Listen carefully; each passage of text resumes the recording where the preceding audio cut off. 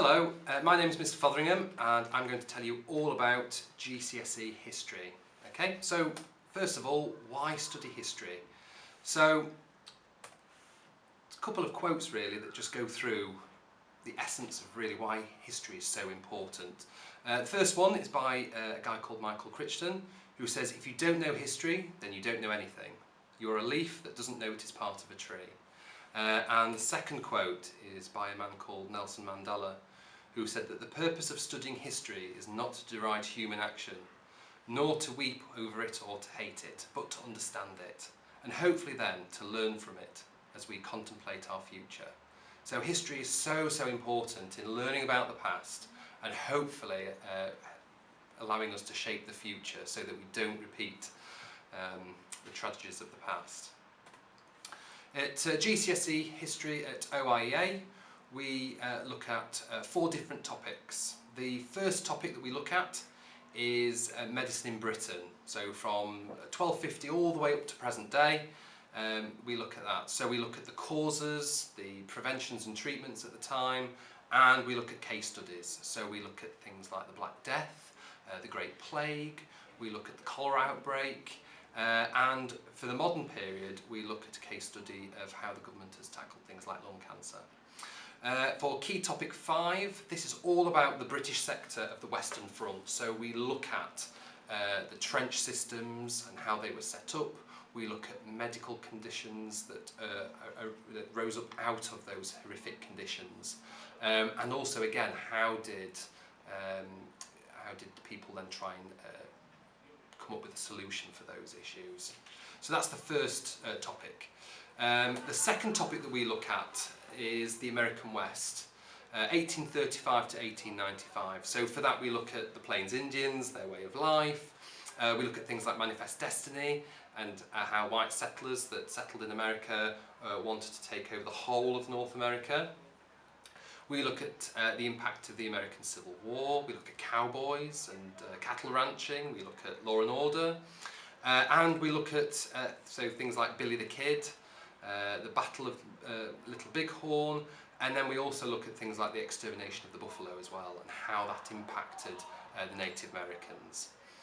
We then also look at a British in-depth study on early Elizabethan England, 1558 to 1588. And that really focuses around 3 sort of key areas. The first of all is the problems that Elizabeth faced when she became Queen.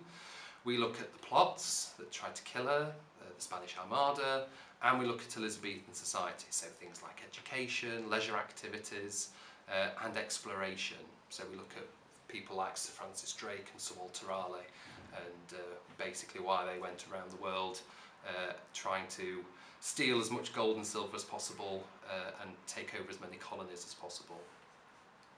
The fourth topic that we look at is Weimar and Nazi Germany, so 1918 to 1939. So we start the topic at the end of the First World War, which you've already studied. We then look at the aftermath of that, so we look at the legacy of that, the challenges that that created for Germany, and then how they tried to repair that. So we look at the Weimar Republic. We then look at the reasons as to why Hitler rose to power, the development of the Nazi Party, things like the Wall Street crash and how he was able to use things like propaganda to be able to get himself into power. We then obviously look at when Hitler came to power in January 1933, what he then did to create a dictatorship. So we look at the police state, we look at how he dealt with opposition and resistance and things like that. And then we look at life in Nazi Germany itself, so how did they treat women at this time? What did they do to improve living standards? Did they improve living standards? And then how the Nazis persecuted minority groups in Nazi Germany. So in a nutshell, they're the 4 topics that we study.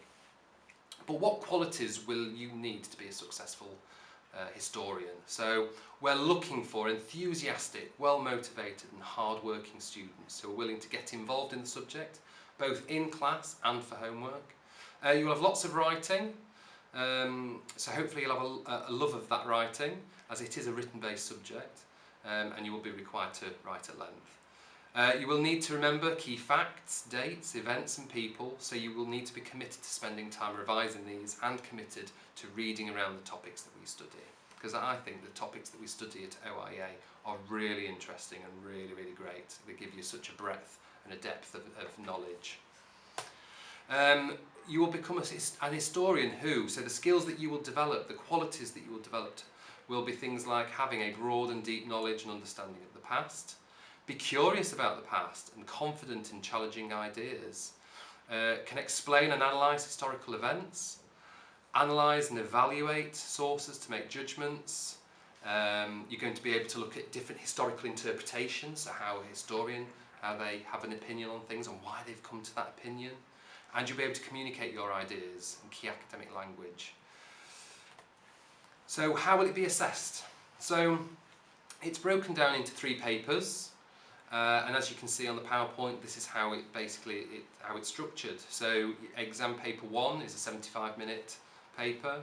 Your paper 2 is the American West and Early Elizabeth, and they combine that together, and that's 105 minutes. And paper 3, that's on Weimar, and that's Germany, and that's 80 minutes. But each of those papers is 6 questions each, and as you can see there, there's the marks and the percentage of what each paper makes up the GCSE. So what does history lead to? So again, on the screen you can see there, these are just some of the jobs, these are some of the careers that you can go into. I mean, studying history at GCSE can lead on to A-levels, it can lead to further study at university, but also it can lead to other jobs as well, because history is seen as a very traditional subject, and employers look at history as a really worthwhile GCSE, and it shows that actually this person has clearly worked really, really hard to be able to achieve this GCSE. Because like I say, people still see it as a really worthwhile GCSE. If you have any questions whatsoever, please don't hesitate in contacting myself. My email address is jfotheringham@oiea.co.uk. So hopefully if you've got any questions, please don't hesitate in coming to see me or any of the other history team to ask them questions. But I look forward to hopefully seeing you next year when you've picked history. Thank you.